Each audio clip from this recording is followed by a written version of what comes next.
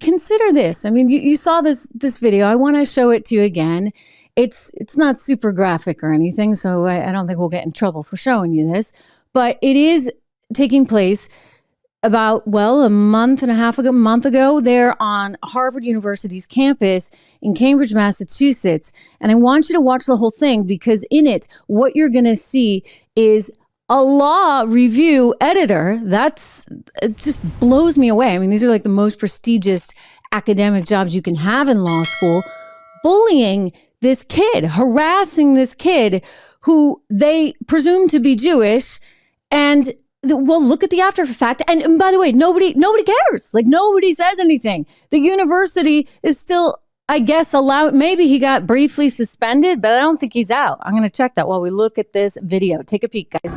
If you're listening on Apple Podcasts, we are looking at that video at Harvard University of this poor kid exit, show him the exit. Getting badly harassed. And this is the kind of stuff that's happening everywhere right now. Exit behind you. Turn around. Exit. Not interested. Okay, we'll stand here. We'll stand here. We'll just stay here. Exit. Don't grab me. You see, that's the kid. Don't grab me, he said. Don't grab me. Exit. I'm not grabbing anyone. He's trying to get away from them, and they're surrounding him. Exit.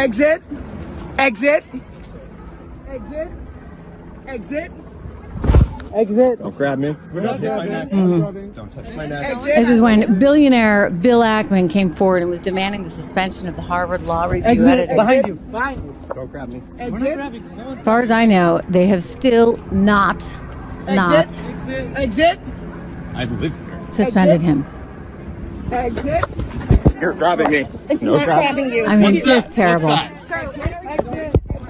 Exit. Stop touching me. Shame. And now they're screaming shame at him. Wow. Oh my goodness. So this is pretty bad.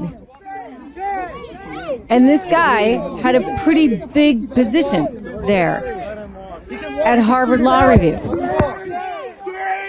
And he's leading this. I mean, this is just incredible to me. It comes to us through a group called Canary Mission. This is something that has been circulating. It went viral, obviously, a few weeks ago on Twitter. I showed it to some of you before. If you're just joining us for the first time, you may have seen it. This is the guy. Barmal is his last name.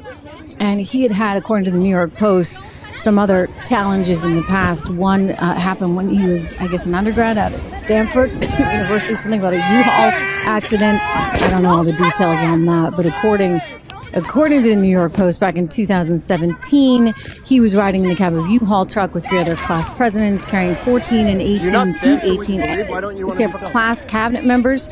And something happened. It's a report that wound up redacted by the CHP, but the vehicle collided in an overhang.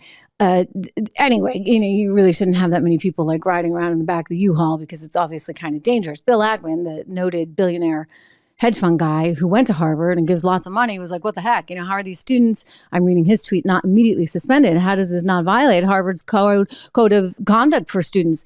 How would Harvard respond if the affected student were Black, Latino, or LGBTQIA? I got to get all the letters in there. It's getting longer and longer every day.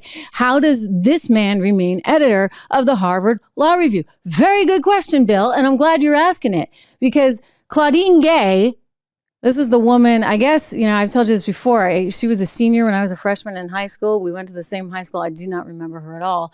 But anyway, she says, I just defer you to my earlier statement, which is this. Our university embraces a commitment to free expression. That commitment extends even to views that many of us find objectionable, even outrageous. We do not punish or sanction people for expressing such views. Wow. But that is a far cry. Wow. Right? Because it seems to me that those kids that were surrounding that other kid, they ought to be punished.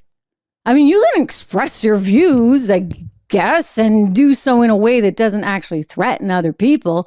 That seemed pretty threatening to me.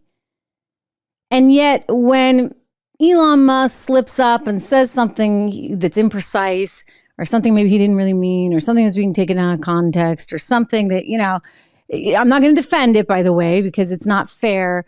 It is not right to lump people together like that and to say that Jews are this way. That it's not right.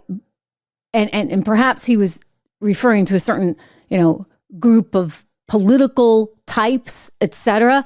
It was not a fair comment of him to make. That said, like, the reaction here is extraordinary.